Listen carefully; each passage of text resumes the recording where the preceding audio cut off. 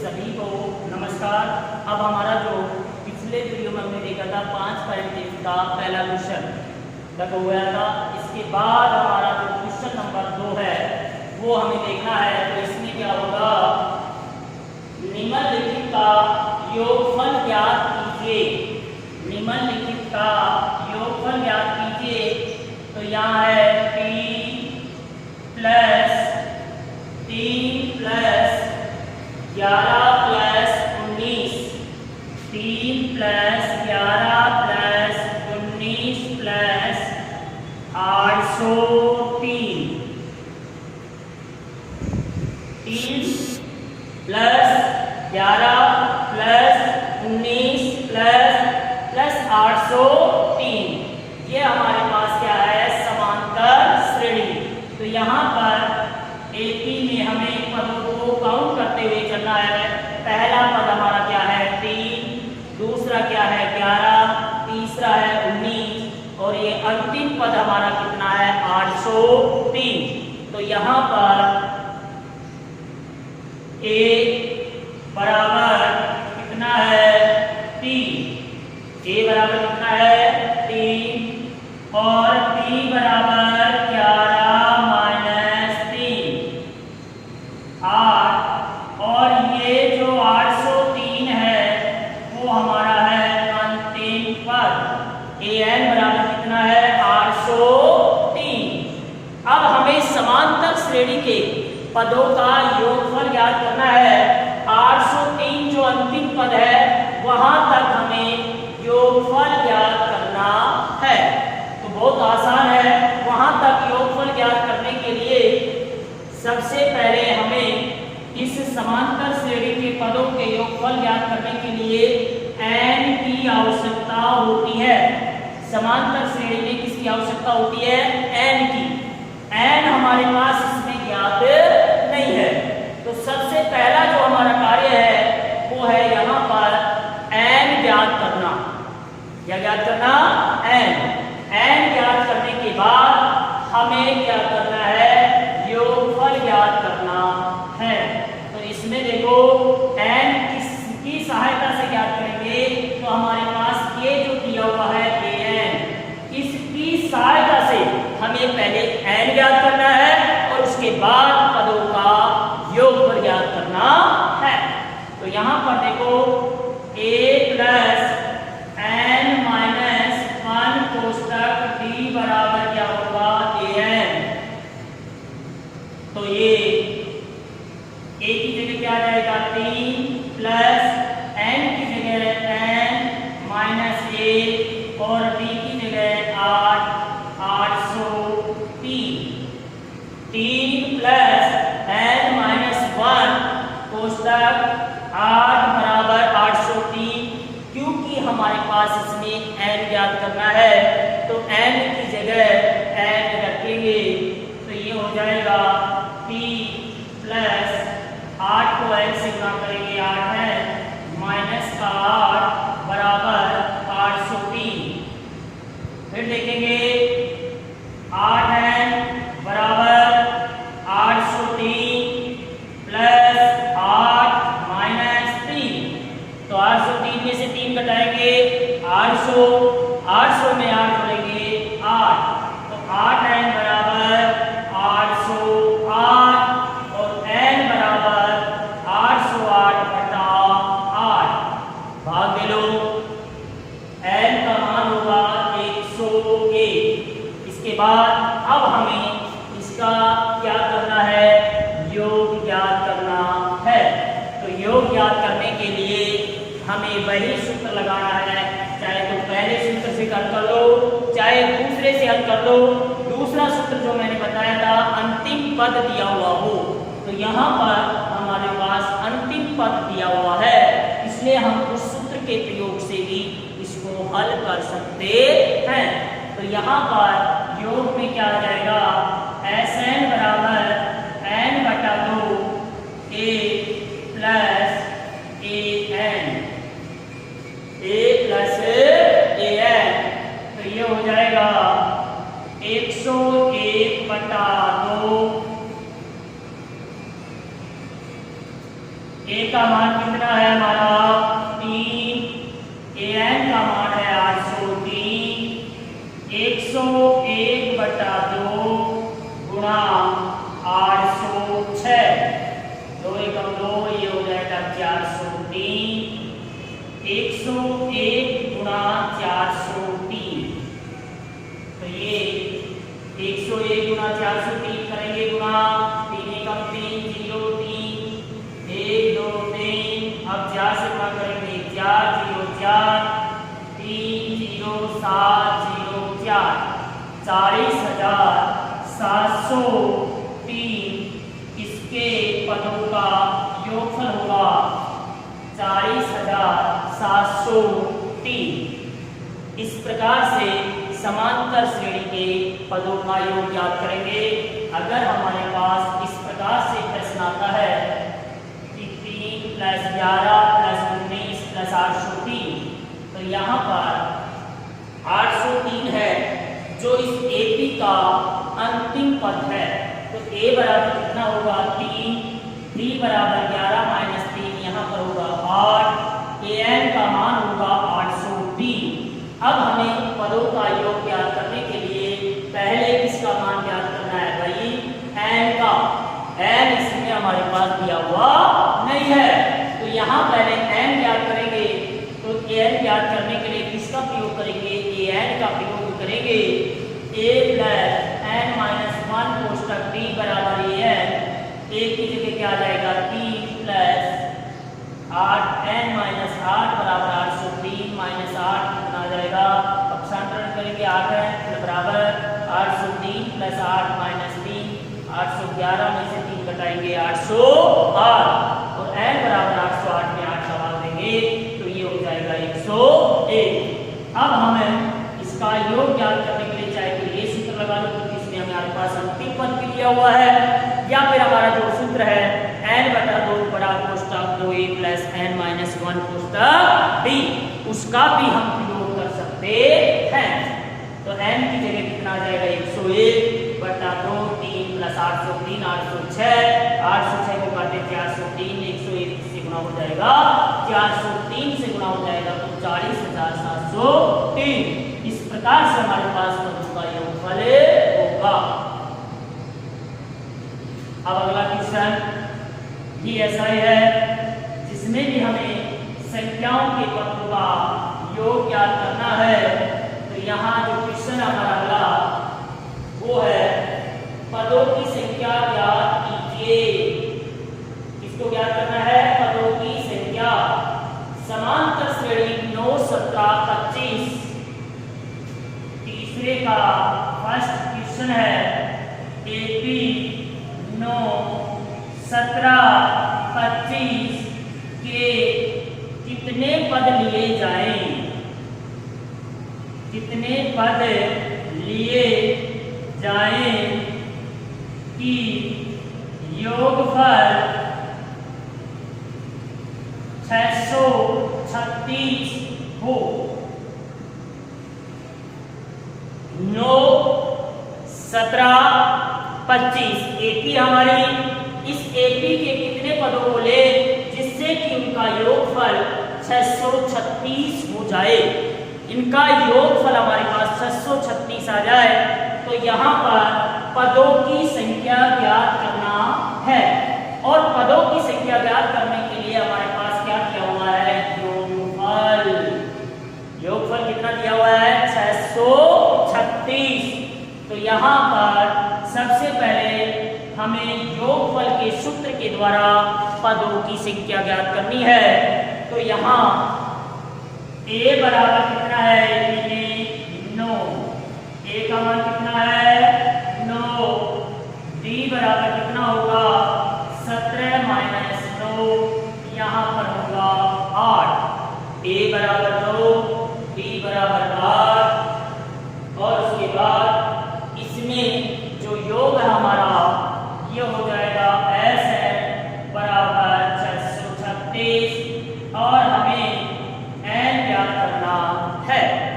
इसको ज्ञात करना है इसमें n को, तो n को ज्ञात करने के लिए सूत्र लगाएंगे SN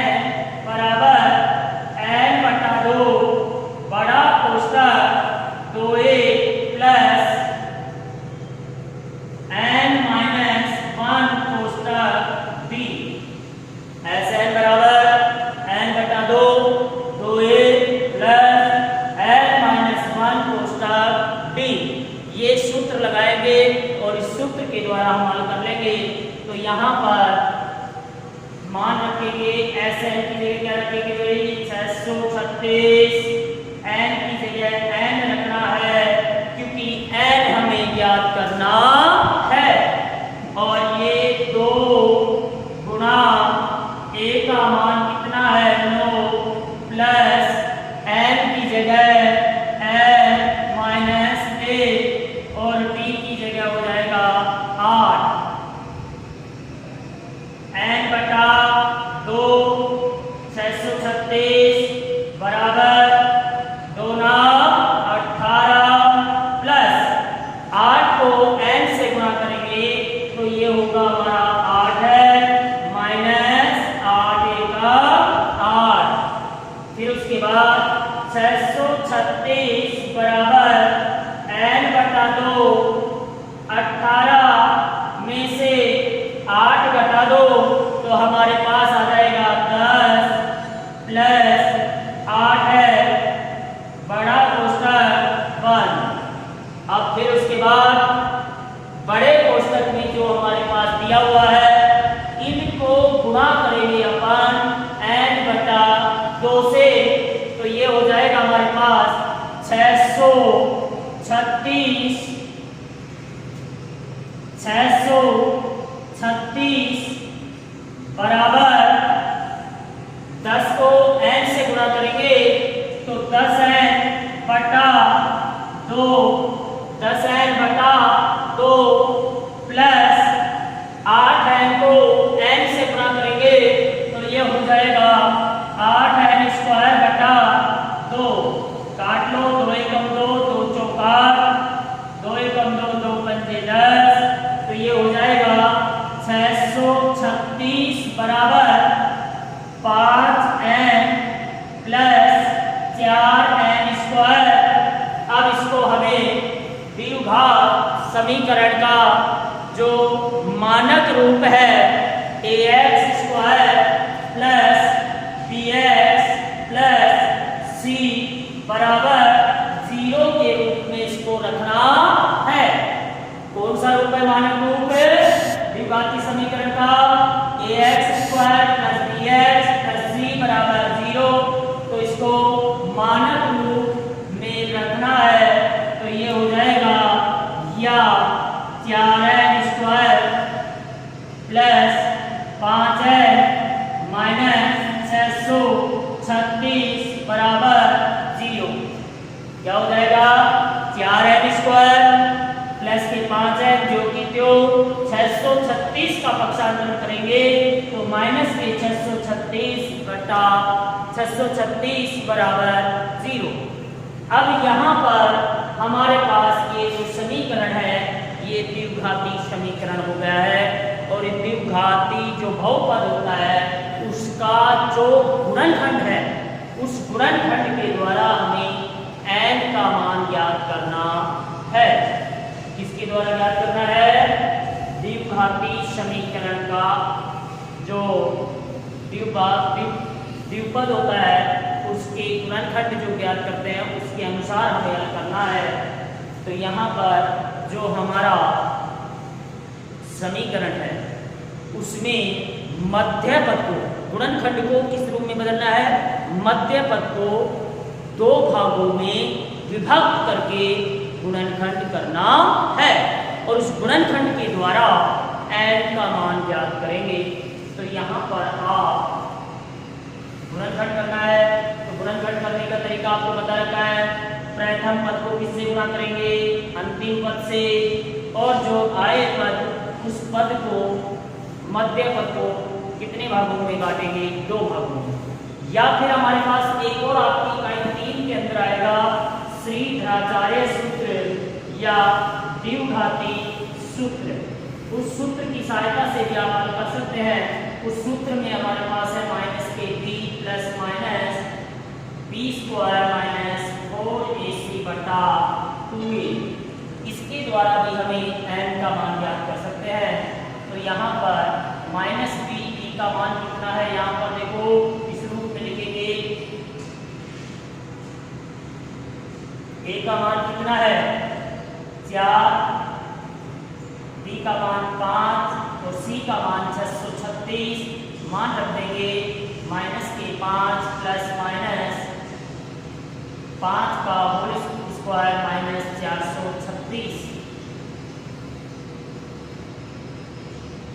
प्लस माइनस 4 गुणा ए का मान कितना है 4 गुणा सी का मान कितना है यहाँ पर 636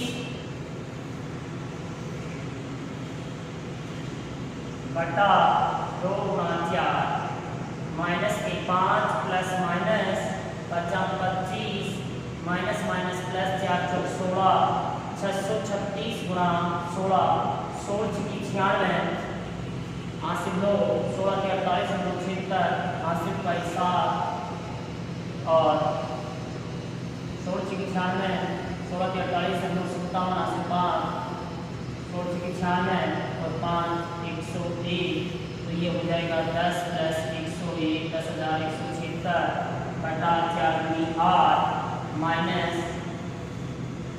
5 प्लस माइनस 10,201 बटा 8।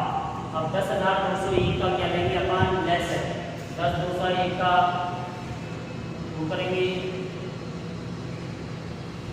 101 गुणा 101 क्या आ जाएगा 0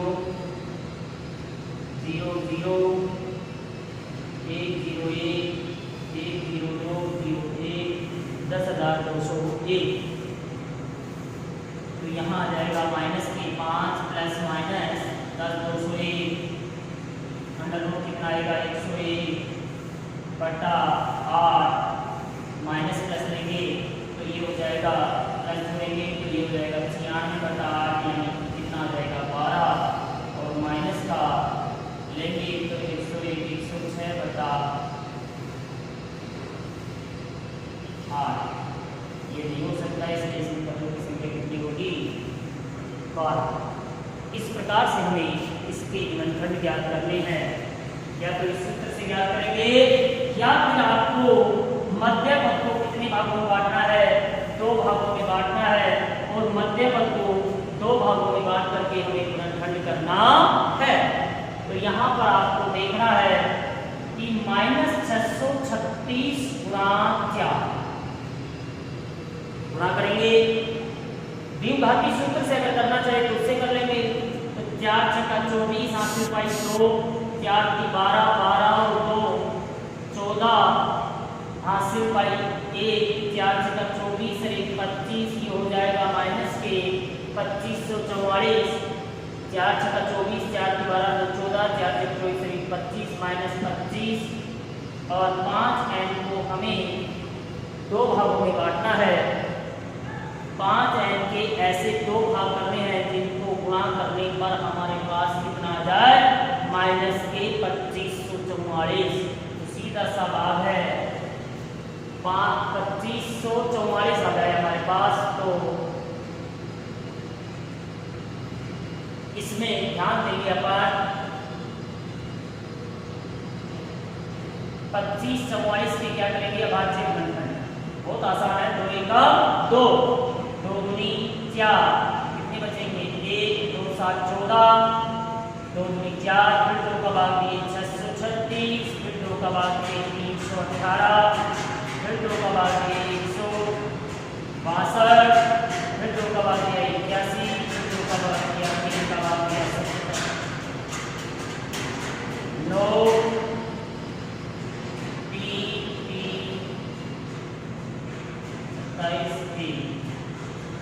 अब आप इसको खोल देंगे 3 3 9 9 27 27 81 तो यहाँ पर देखो 2 2 4 4 8 8 16 16 32 32 गुणा 81 ये कितना आएगा ये तो आ जाएगा लेकिन 81 में से 32 बताएंगे तो हमारे पास ये नहीं आएगा इसलिए 3 3 9 9 27 27 गुणा 54 54 3 3 9 9 27 27 गुणा 54 3 2 6 6 2 12 12 24 24 गुणा 48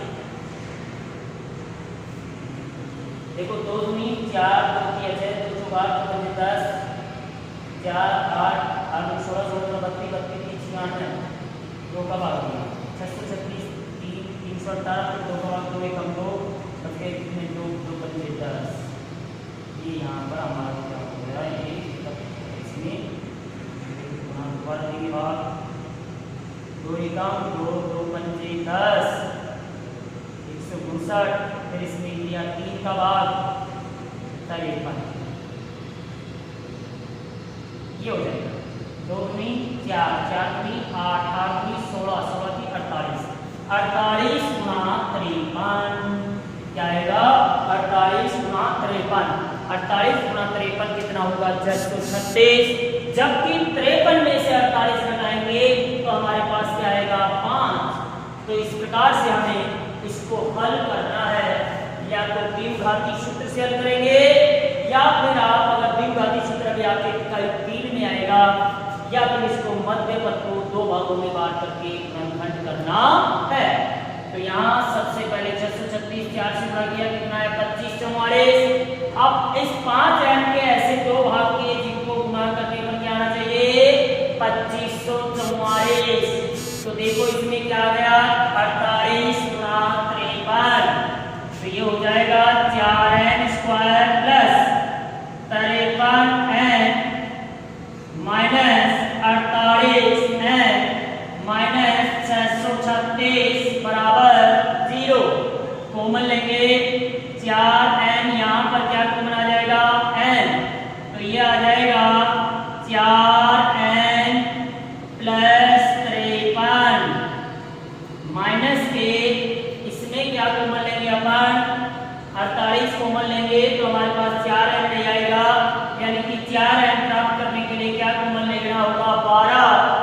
तो माइनस माइनस प्लस 12 का भाग 48 में देंगे 4 4n माइनस का भाग माइनस में देंगे प्लस 12 पंजे 60 12 तिया 36 बराबर 0। तो हमारे पास गुणनखंड हो जाएगा n माइनस 12 और 4n प्लस 53 बराबर 0। तो इसमें n माइनस 12 बराबर 0, n बराबर कितना होगा 12, 4n प्लस 53 बराबर 0, 4n बराबर माइनस के 53, n बराबर माइनस 53 बटा 4। अब n पदों की संख्या है और n का मान भिन्नात्मक ऋणात्मक नहीं हो सकता, n का मान धनात्मक पूर्णांक होता है। n का मान प्राकृत संख्या होती है।